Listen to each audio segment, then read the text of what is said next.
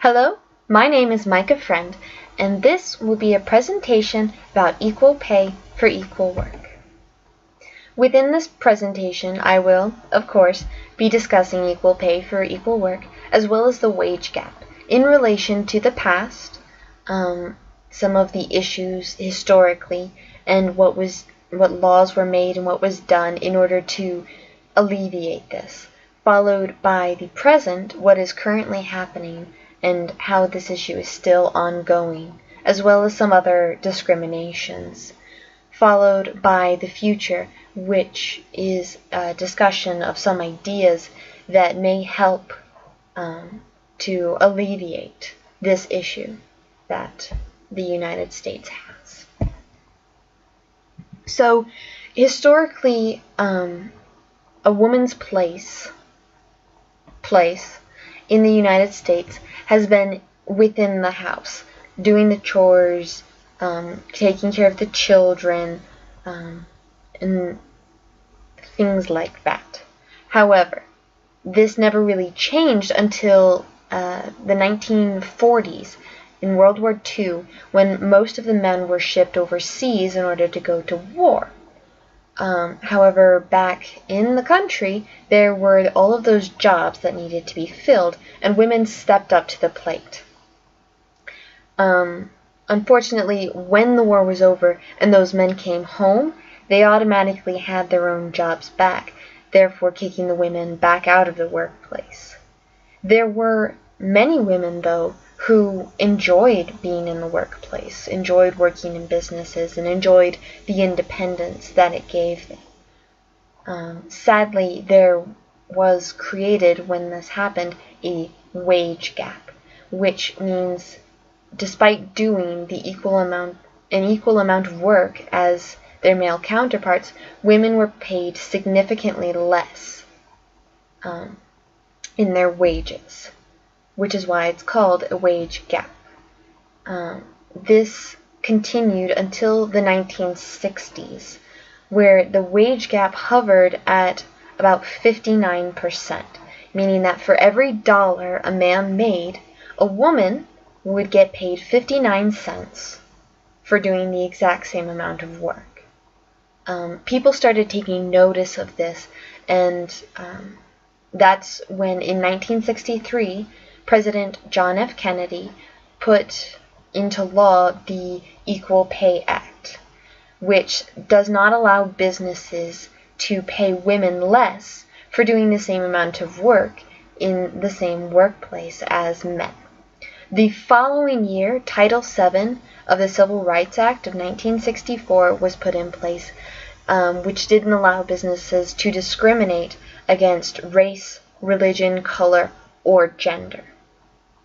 All of these laws were put into place in order to alleviate the wage gap, in order to allow equal pay, and to encourage the rights of women. Unfortunately, this didn't work very well. That was over 50 years ago, and we still have a wage gap, which brings us to the present. Today, the wage gap hovers at about 80%, meaning women get paid 80 cents of every dollar that their fellow men do. Now, this is an average. There are some states that have a much lower wage gap, meaning the women are paid more. However, there are other states that have a wage gap that is just as wide as it was back in the 1960s. Going from an average of 59% to 80% is not very much for 50 years of history to have passed us by. There are other discriminations. Gender is just one of many.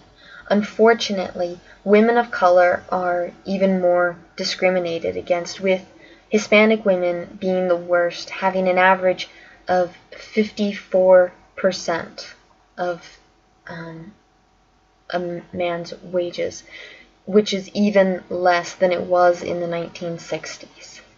The next lowest would be black women, who have an average of 69%. Oddly enough, Asian women have one of the smallest wage gaps, hovering at around 90% of their male counterparts. However, despite the fact that the wage gap has lessened, it is obviously still there.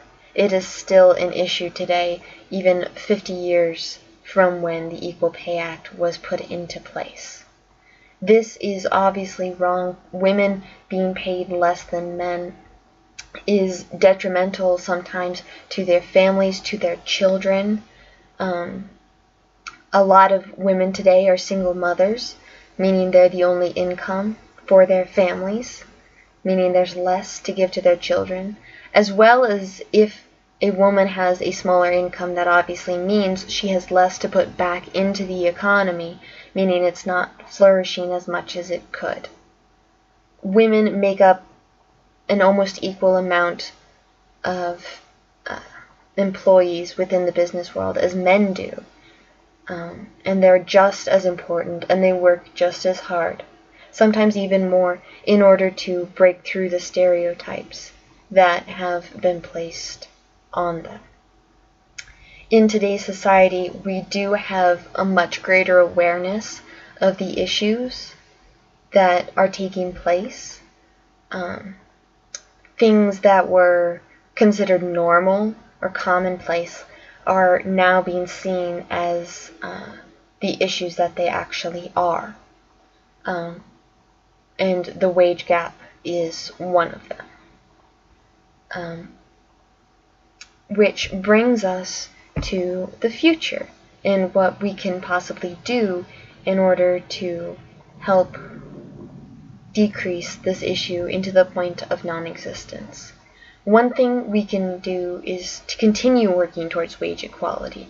We haven't made much progress in 50 years, but it is still progress. Tiny steps are better than no steps at all.